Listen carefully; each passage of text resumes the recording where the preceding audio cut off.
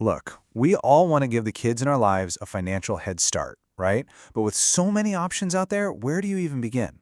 Today, we're going to dig into a powerful and, let's be honest, often misunderstood tool for doing exactly that, the annuity. So let's see how it can be used to build a real legacy of security. This is the question, isn't it? It's what keeps so many parents and grandparents up at night. How do you build a solid financial foundation for a child when the markets feel like a total roller coaster? Well, the answer usually comes down to a fundamental choice between two very different philosophies. And that right there is the classic dilemma. Do you jump into the market, chase those potentially high returns, but also accept all the risk that comes with it? Or do you go for the slow and steady path, the promise of predictable growth? This is exactly the tension that annuities were designed to address, offering a sort of third way, a path that's really built on stability and guarantees. All right, so what's the big idea here? What's the real appeal of using an annuity for a child's future? Well, it all comes down to a pretty unique combination of benefits that are designed for one thing: peace of mind. It really boils down to these three things that work together to create this powerful financial engine. First, you get guaranteed growth, so you have a predictable foundation. Second, that foundation is completely shielded from market downturns. That's the principal protection. And all the while, your money is compounding, growing on itself, without the taxman taking a slice every single year. It's that combo that makes it such a potent tool for long-term goals. Okay, so let's clear something up right away. You hear the term child annuity, and you might be thinking it's some kind of special product just for kids, but that's not really how it works. The reality is actually much, much simpler. Yeah, there's actually no such thing as a kiddie annuity. What we're really talking about is a regular standard annuity that an adult, a parent or a grandparent, buys and controls. The child is just named as the person who will benefit down the road.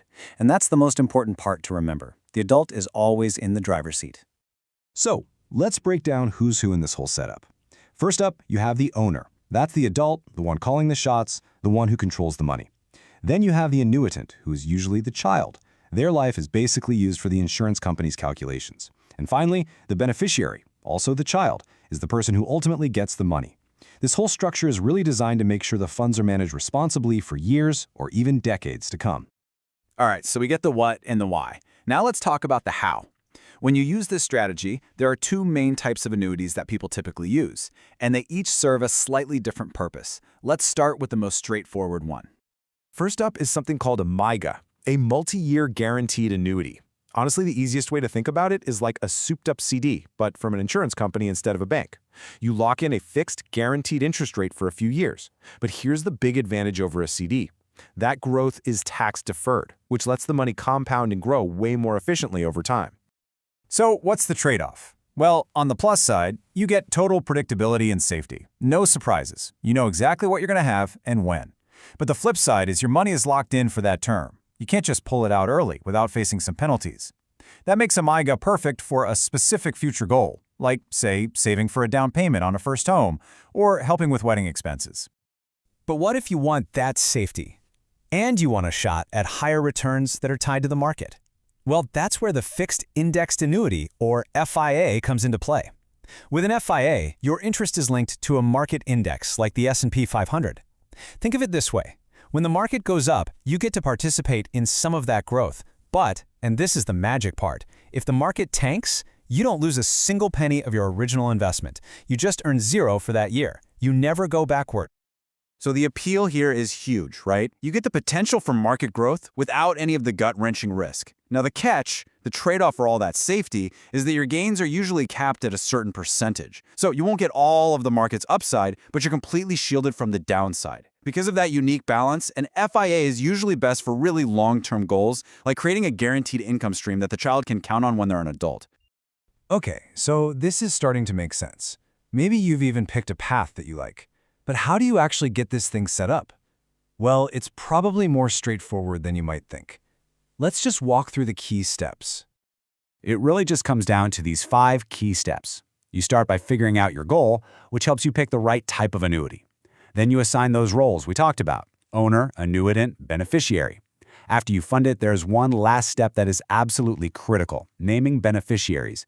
You'll want a primary and a backup or a contingent beneficiary. And this is a huge deal. It means the money goes straight to them, no lawyers, no courts, none of that lengthy and very public probate process. It's a clean handoff. All right, we've covered a ton of ground. Now for the million-dollar question. Is this actually right for you and your family? Because, look, it's a fantastic tool, but it is absolutely not for everyone. It all boils down to one thing, really. What are you trying to achieve? If your number one absolute top priority is protecting that initial investment, if you just can't stomach the thought of losing it, then yeah, this is for you. It's a tool for patient money. But, and this is a big but, if you think you might need to get your hands on that cash for an emergency or some other opportunity, this is not the right place for it. Those withdrawal penalties mean you really should have other savings, like a fully funded emergency fund, set up first. And that quote pretty much says it all. This isn't about getting rich quick or chasing some explosive stock market returns. It's a defensive financial tool. You're making a conscious choice here. You're trading away the chance for those huge market gains in exchange for the certainty of a guarantee. It's a long-term play, and it's built entirely on a foundation of security. And that really brings us back to the core question, doesn't it? Every single financial plan has to find that sweet spot, that personal balance between growth and security. There's no one-size-fits-all answer here, but just understanding all the tools you have available, well, that's the absolute best first step you can take to building a real, lasting financial legacy. Thanks for tuning in.